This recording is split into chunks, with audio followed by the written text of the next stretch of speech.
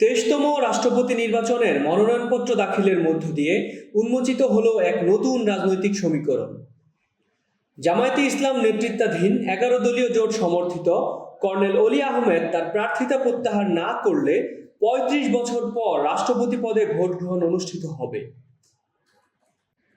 সংবিধান অনুসারে রাষ্ট্রপতি নির্বাচিত হয় সংসদ সদস্যদের ভোটে, আর বর্তমানে জাতীয় সংসদে বিএনপির 2/3 বেশি সংখ্যাগরিষ্ঠতা রয়েছে।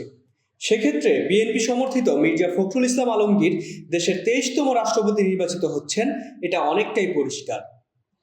মির্জা ফখরুল ইসলাম আলমগীরের রাষ্ট্রপতি পদে মনোনয়ন জমা দেওয়ার ফলে বিএনপির নতুন মহাসচিব কে হচ্ছেন এ নিয়ে রাজনৈতিক অঙ্গনে চলছে নানান আলোচনা পর্যালোচনা। বিএনপির সিনিয়র 3 নেতা সওদাকে বলেছেন, নতুন মহাসচিব হিসেবে দেখা যেতে পারে বিএনপির জ্যেষ্ঠ যুগ্ম মহাসচিব রুহুল কবির রিজভীকে। অন্যদিকে আগামী 16ই আগস্ট বিএনপির সরকারের প্রথম 6 মাস পূর্ণ হচ্ছে। এমন সময় হঠাৎ করে তারেক রহমানের মন্ত্রিসভায় কোনো রদবদল হবে কিনা তা নিয়ে ক্রমেই বাড়ছে কৌতূহল। সরকার ও দলীয় সূত্রগুলোর দাবি, মন্ত্রিসভার রদবদল এখন স্রেফ সময়ের ব্যাপার। মন্ত্রীদের 6 মাসের কর্মদক্ষতা পর্যালোচনা শেষে শীঘ্রই মন্ত্রিসভার রদবদল হবে। এদিকে সরকারের তথ্য ও সম্প্রচার উপদেষ্টা ডক্টর জাহিদুর রহমান এমনই এক ইঙ্গিত দিয়েছেন গত মঙ্গলবার। সাংবাদিকদের এক প্রশ্নের জবাবে ডক্টর জাহেদ বলেন, মন্ত্রিসভার রদবদল 180 দিনের পর হবে। সরকারের দিক থেকে এ ধরনের কোনো কিছু বলা বা ইঙ্গিত করা হয়নি। প্রয়োজন হলে মন্ত্রণালয় দায়িত্ব পুনর্বণ্টন হতে পারে। কারো কাছে অনেক বেশি মন্ত্রণালয়ের দায়িত্ব থাকলে সেখানেও পরিবর্তন আসতে পারে।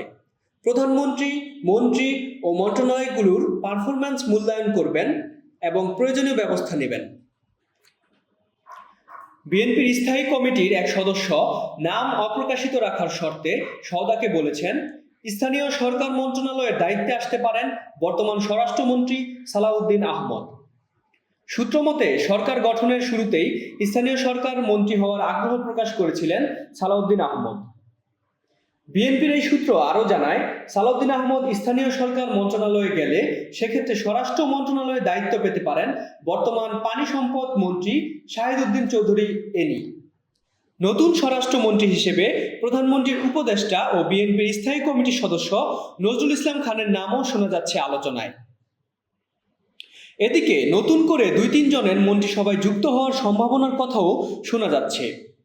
তবে দপ্তর পুনর্বণ্টন এবং মন্ত্রিসভায় নতুন মুখ যুক্ত হওয়ার এই আলোচনা এখনও সম্ভাব্য। এখন সবার দৃষ্টি কেবলই দলীয় হাইকমান্ডের চূড়ান্ত ঘোষণার দিকে।